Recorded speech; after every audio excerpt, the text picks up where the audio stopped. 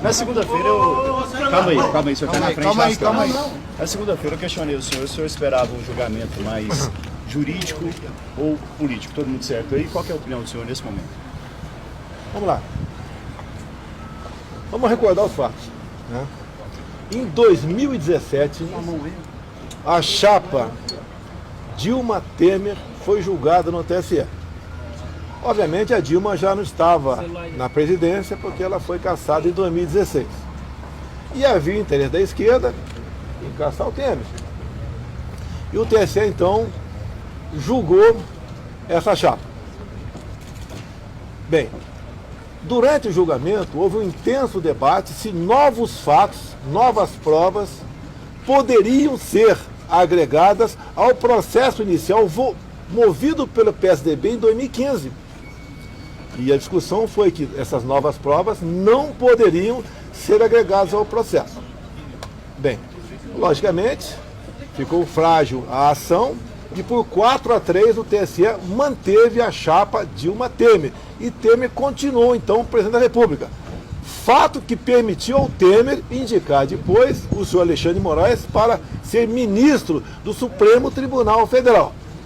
Ou seja, se não fosse este julgamento, dessa forma, tirando as provas fora, Alexandre de Moraes não seria ministro do Supremo Tribunal Federal, porque o Temer teria cassado também.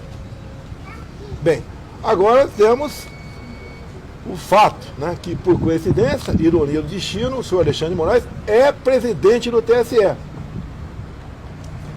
E eu espero que ele haja com imparcialidade, juntamente com o tribunal como um todo, porque os fatos são exatamente os mesmos. A minha ação, a ação movida contra mim, pelo Carlos Lupe, do PDT, por abuso de poder político, exatamente igual à chapa Dilma Temer, está em julgamento. E novos fatos foram apensados à minha ação. Ou seja, a partir do momento que o TSE, aproveitando a jurisprudência de 2017, aplicar para o meu caso, que no meu entender deve ser assim, por questão de coerência, né, a acusação contra mim, por se reunir com embaixadores, torna-se frágil. Agora, por que eu me reuni com embaixadores em julho do ano passado, fora do período eleitoral? Foi porque 2 meses antes, o senhor ministro Edson Fachin havia se reunido com embaixadores também, que não é competência dele. Reunião com embaixadores, tratado de política externa, é competência privativa do presidente da República. Então foi uma resposta ao senhor Edson Fachin, porque lá naquela reunião dele, o que ele deixou mais do que implícito, deixou claro. Isso faltava aí 5 meses aproximadamente para as eleições. Ele falou o seguinte: tão logo o TSE apresente o resultado, os senhores embaixadores devem, junto aos seus respectivos chefes de Estado, reconhecer imediatamente o ganhador das eleições. E esse é um fato. Essa é a verdade, essa é a realidade. Me julgue a exemplo do que foi julgado o caso da chapa Dilma Temer.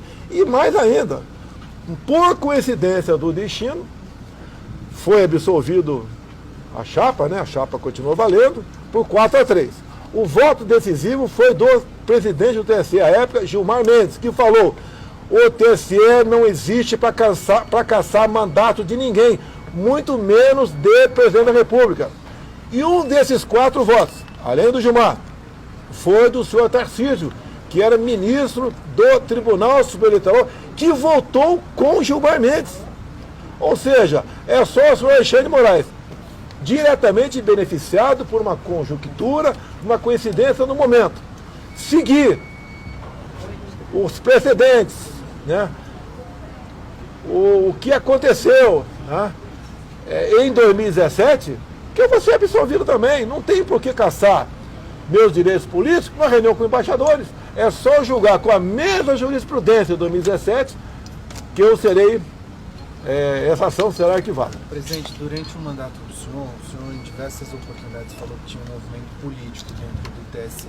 O senhor entende que neste julgamento que começa amanhã pode ter algum tipo de movimento político e não necessariamente jurídico eleitoral? A polícia faz presente até dentro das nossas casas. Então isso vai existir sempre. Mas os fatos são concretos. São concretos. Reunião com embaixadores. A ação do PDT, assinado, deve ser por Carlos Lupe, né, que é o presidente do PDT, é a reunião com embaixadores que ali estaria caracterizado, segundo ele, abuso de poder político. Isso, pela jurisprudência de 2017, isso não ocorreu. Se eventualmente o senhor for cassado, o senhor pretende deixar a vida pública, como é que fica a vida do senhor? Eu não sei se vou estar vivo quando virar a esquina aqui, então eu não falo sobre ser. Essa conjunção aí. Em caso de derrota, o senhor vai não posso. Eu tenho certeza que até o Benedito, né, o senhor Benedito, né, ministro do STJ, agora integrante como relator lá do TSE, vai mudar seu voto. O senhor Benedito é questão de coerência.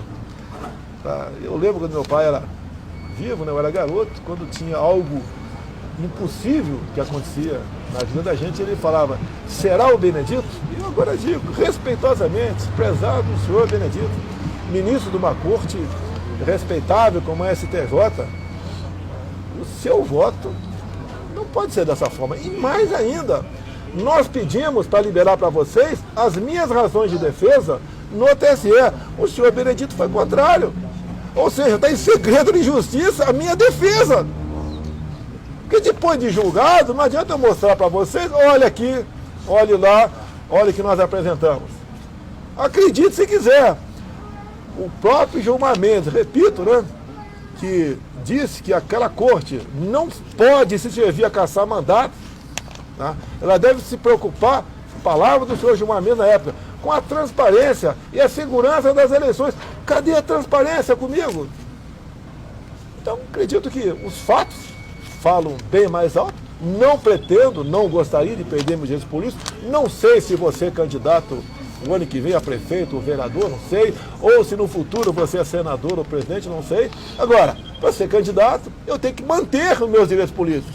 Isso não é motivo à acusação de reunir com embaixadores. Como uma resposta ao senhor Edson Fachin, que aí sim, no mínimo, equivocadamente reuniu com embaixadores, é um direito meu. E reunir de forma aberta com os embaixadores. Não houve uma crítica, um ataque ao sistema eleitoral. Houve uma exposição da minha parte como funcionava as eleições no Brasil. O julgamento lá, presidente, não é somente sobre essa reunião. Incluiu recentemente esse documento, né, essa minuta encontrada. O senhor acha, só para finalizar, então, vamos lá, que também algumas falas do senhor, eles vão utilizar nesse julgamento? Olha, eu estou dizendo para você aqui que o TSE em 2017 não aceitou isso. Essas falas, pode ser uma nova ação poderia, né? Uma nova ação de investigação eleitoral. Né? Incluir nessa peça lá, não. Okay? Vamos seguir a mesma linha. Não pode a jurisprudência mudar de acordo com a cara de quem está sendo julgado. Ou de acordo com a ideologia, né? Que eu sou de centro-direita, né? Outros são de centro-esquerda. Não pode mudar de acordo com quem sentar no banco ali. A jurisprudência é uma, isso não pode acontecer. Isso é péssimo para a democracia se eu for julgado de forma diferente do que foi a chapa Dilma Temer em 2017. Presidente, sobre o que você conversou com o seu filho Flávio Bolsonaro e os outros colegas aqui? Os deputados me acompanhando aqui, um amigo meu, tá?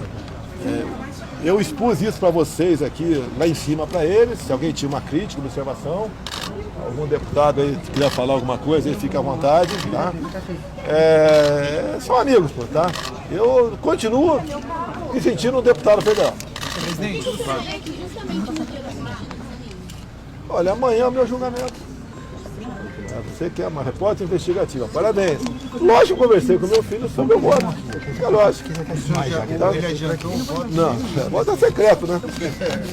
Outra questão, presidente, o senhor acompanhou as matérias que saíram na última sexta-feira com relação ao seu ex-ajudante de ordem? Não, olha só, isso está sendo investigado.